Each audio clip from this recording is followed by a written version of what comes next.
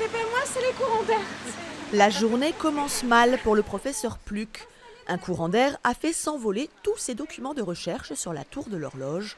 Elle a donc réuni une équipe d'enquêteurs pour l'aider à reconstituer son dossier sur l'histoire de ce monument emblématique d'Anduze. Je me souviens d'une chose, c'est que cette tour a été construite au Moyen-Âge. Au XIVe siècle, nous sommes en guerre contre les Anglais. Après une rapide présentation de l'édifice, le groupe pénètre la tour à la recherche des indices. Renaissance, on avait Moyen-Âge, la bouche à feu, le poids, cadran solaire, il faut bien montrer à tout le monde.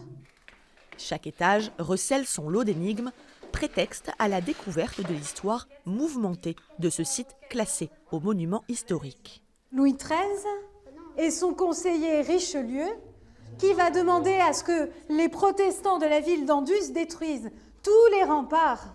Voilà pourquoi nous n'avons plus de remparts aujourd'hui, sauf notre horloge. Le principe de l'escape game est quand même assez rigolo comme concept. Ça se relance, les rebondissements, et puis même les enfants, hein, parce que c'est pas évident d'accaparer des enfants pendant 1h30. J'aime bien aimer, comme ça fait un peu ressortir l'école dans les vacances. Cette visite guidée menée à la manière d'une enquête permet aux participants d'être acteurs de leur visite, une nouveauté à Anduze. J'avais envie de faire découvrir autrement Anduze, surtout en été, où on a des familles, pouvoir inclure aussi les enfants dans les visites et des visites un petit peu plus, on va dire, tranquilles, à la cool, parce qu'on n'est pas, on est là bien sûr pour apprendre des choses sur l'histoire d'Anduze, mais aussi pour se détendre et s'amuser en famille.